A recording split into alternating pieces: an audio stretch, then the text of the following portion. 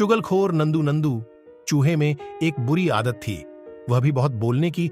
हर समय वह कुछ न कुछ बोलता ही रहता था। उसकी मां उसे समझाया करती थी कि बेटा, बहुत बोलने की आदत ठीक नहीं है, व्यर्थ बोलने में बहुत सी शक्ति खर्च होती है, काम की बात ही बोलो। पर नंदू था कि मानता ही न था। धीरे धीरे नंदू में चुगलखोरी की आदत भी आ गई। वह इधर की उधर लगाने लगा, झूठ भी बोलने लगा। वह झूठ बोलकर चुगलखोरी करके दूसरों में लड़ाई भी कराने लगा। ऐसा करने में उसे मजा आने लगा। नंदू रोज ही कुछ न कुछ शरारत करने लगा। एक दिन उसने देखा कि मीतू बतख अपनी चोंच में खाना दबाए चली आ रही है। मीतू यह खाना अपने बच्चों के लिए ले जा रही थी। खाना देखकर नंदू को भी भूख लगने लगी। वह सोचने लगा कि वैसे तो मीतू कुछ देगी नहीं, इसलिए उसके पास पहुंच गया और बोला, नमस्ते मीतू मौसी। नमस्ते बेटा, खुश रहो, मीतू कहने लगी। नंदू बोला, मौसी, सारस मामा कह रहे थे कि तुम कुछ भी काम नहीं करती हो, तुम्हारा खाना भी वे ही खोजते हैं। यह सुनकर मीतू एकदम भड़क उठी और बोली, हाँ, मैं तो निकम्मी हूं, मैं क्यों ढूंढूंगी अपना खाना। फिर वह अपने मुंह से जोर जोर से बकबक की आवाज निकालते हुए, आंखें नचाते हुए बोली, यह सोना सारस भी न जाने अपने आप को क्या समझता है।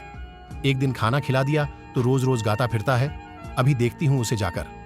और वह पैर पटकती अपना खाना छोड़कर तुरंत चल दी। नंदू चूहे ने बड़ी खुशी से वह खाना खाया, फिर संतोष से अपनी मूंछों पर हाथ फिराया। इसके बाद वह मीतू बतख और सोना सारस की लड़ाई देखने चल दिया। सोना सारस को तो कुछ भी पता न था। मीतू बतख जोर जोर से लड़ती ही जा रही थी। नंदू चूहे को उनकी इस लड़ाई में खूब मजा आया। ऐसी अनेक तरह की लड़ाइयां कराना नंदू चूहे के लिए बड़ी मामूली सी बात थी। उसकी मां उसे हमेशा समझाती थी, नंदू, तुम जैसा काम करोगे वैसा ही तुम्हें फल मिलेगा। बुरे काम करने वालों को सदैव बुरा फल मिलता है। पर नंदू को अभी तक कोई बुरा फल मिला न था, इसलिए वह बुरे काम छोड़ नहीं पाता था। एक दिन नंदू घूमते घूमते महाराज सिंह की गुफा तक जा पहुंचा। महाराज बैठे आराम कर रहे थे। नंदू को यहां भी शरारत सूझी। उसकी झूठ बोलने की आदत यहां भी न छूटी।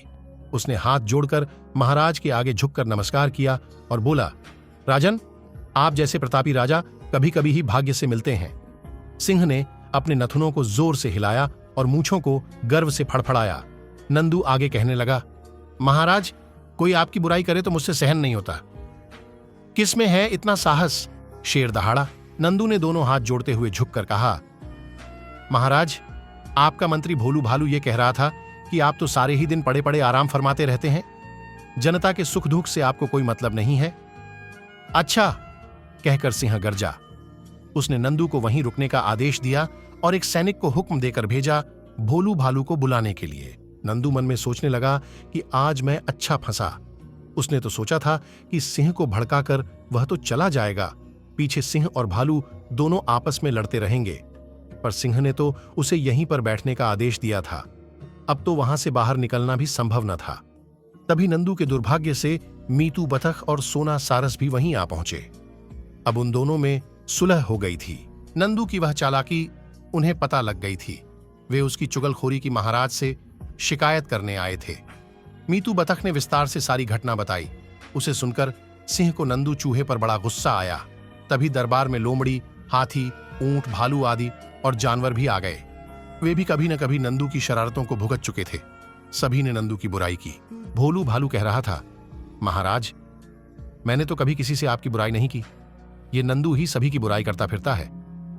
ऊंट, हाथी, लोमड़ी आदि सभी ने अपनी अपनी गर्दन हिलाकर इस बात का समर्थन किया।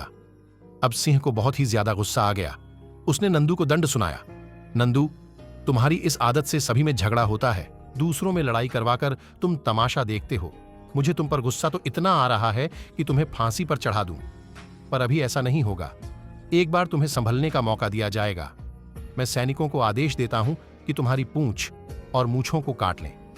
सिंह के सैनिकों ने आगे बढ़कर ऐसा ही कर दिया।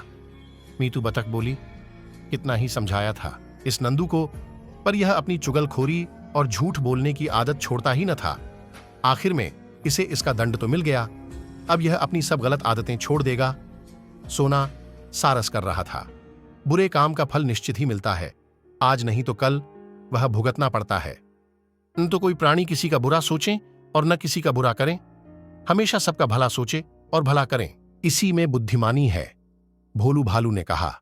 नंदू चूहे का सिर शर्म से झुक गया था। कटी पूंछ और कटी मूंछों को लेकर मां के सामने वह दहाड़े मारकर रो पड़ा। मां सिर पर हाथ फिराती हुई बोली, बेटा, जो हुआ है उसे भूल जाओ। मूंछ और पूंछ तो दोबारा आ जाएंगी। अब तुम अच्छा बनने की कोशिश करो, इसी में बुद्धिमानी है। भोलू भालू ने कहा, हाँ मां।